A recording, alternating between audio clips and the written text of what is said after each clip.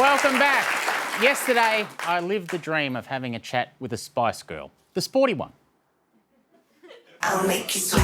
Melanie C. We wanted to be the biggest band in the world. It was like our ultimate fantasy. If you want my future, forget my past. We got up to so much mischief. It's wild, isn't it? What do you think about that? There's more to me than being sporty Spice. Mel C's got a new single called Sweat. Now, we recorded the interview early yesterday morning, which was unfortunate because I hadn't been home yet. But I think I kept it together. Enjoy. Hello, Mel C. Thank you for joining me. No, it's good to see you. How are you? I'm a little bit dusty. I'm not going to lie. Yeah. Where have you been? You're looking, well, I'd say smart, but you're looking a bit dishevelled, to be honest. I did my best to kind of hide it from you, but I don't think I've done the best job. I was at a black tie event last night, Mel C. You know, just at a charity event, just giving back. Okay. I don't know how you feel about philanthropy, but fundamentally, I'm against it. All right, the new single, Sweat. Tell us about the new song. Okay. If nobody's seen the video, it's probably worth a watch. It's really fun. It's been very heavily inspired by a lot of iconic fitness moments, things that have inspired me over the years, from movies like Flashdance to songs like Let's Get Physical, Olivia Newton-John. And I just had a lot of fun in the studio, put that all together, and it's very much the aesthetic for the album, really. I've had a lot of fun being a DJ for the past 8 years, so I wanted to make an album that was more in line with what I play as a DJ. It's more electronic and lyrically just really leaning into that whole fitness thing. And not on every song, but on, quite a few of the songs, a bit tongue-in-cheek, a bit more fun than stuff I've maybe done in the past. Okay, well, speaking of DJing, did you DJ in a sauna in New York City? Is that right? I did. It was amazing. So it was in a sauna. It was a sober rave, thankfully, because you shouldn't drink in new saunas. But it was quite an experience, I didn't know what to expect, but it was quite a spiritual experience, to be honest. How did the electrical equipment go in the sauna? It was all right, So I've done shows where it's been like blistering heat and the decks were like, did not want to know. But in the sauna, they were absolutely fine. So it wasn't crazy hot in there, but it was more of a moist heat. Do you know what I mean? And I thought, I don't know how the buttons are going to work. But it was fine. Moist Heat could be the name of your next single, by the way. All right, so is there anything else you're here to talk about Sweat and your music, so is there anything else that you'd like to say that I haven't asked? Because you've got to remember this, you're talking to someone who's not a very good interviewer. How did you get your job? You just know the right people? No, I don't know the right people, and it's a question many people have asked, Mel C.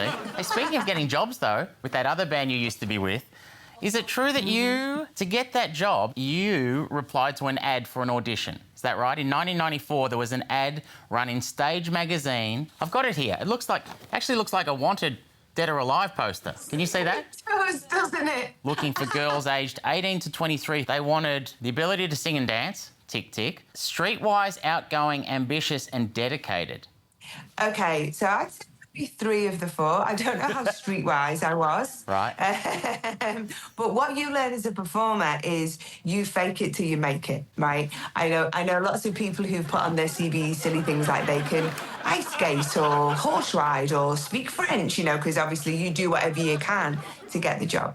Well, you asked me about how I got this job. I answered an ad for my job at Channel 10 and the criteria was, are you available on Monday nights from 8:30 to 9:30? That was it for me. It was fine. That was it. Simon Cowell famously passed on managing the Spice Girls. Is it nice when you run into him?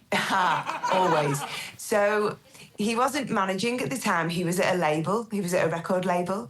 And we were going to lots of labels and management. And he was probably the only person who said no, who didn't like us. And I think it's his biggest regret. I think he might have said that publicly before. Sporty, scary, baby, ginger and posh. Those nicknames, we actually didn't make those up. It was a magazine article and it was an editor of a magazine that gave us the nicknames and they just stuck. And then we love them and we embrace them. And what a fantastic, kind of accident marketing-wise. It's a dream. Do you think there's a missed opportunity with like you could have added an Asian member of the band called Five. Five Spice. Ah, I see what you did there. All right, well, it's such a rich and colourful life. You're on The Voice, of course, a coach on The Voice. What's it like working with the late, great Richard Marx? He's a gentleman. Is he? Mm-hmm. Okay. He's very lovely. It feels as though you wouldn't have a bad thing to say about anyone. Do you know what? You need to catch me on a bad day to slag somebody off. But the people I work with on The Voice, in fact, the whole team, it's a beautiful show. Sounds like the opposite of this show, Mel. I work on a show that's got a buzzer. You've got a show. Just tell me, how much fun is hitting that buzzer and spinning around? Oh, it's so much fun. The worst thing is not doing it. I hate not turning around. Why do you have a buzzer on your show, though? Not this show. There's another show I do called Have You Been Paying Attention, which is like a quiz show, and you hit the buzzer and... You have another show? Yeah, you see. You're right to be shocked and surprised. There was an ad that I answered... I'm only pulling your leg. Actually, that's probably the meanest thing you've said in this interview, Mel. We've got that on tape. Last one, too. I don't know if you know this. I host the Logies. Do you know the Logies? I do know the Logies, yeah. Yeah, well, so I hosted them last year. And I actually, I mentioned you and Richard in the opening monologue, in a touching tribute. Did you? Yeah. Are you going to share with me what you said? Absolutely. Are you ready? Yeah, I'm ready. The Voice is about to launch its 14th season, and new coaches this year include Sporty Spice Mel C and the one and only Richard Marx. What are the odds both of them being available?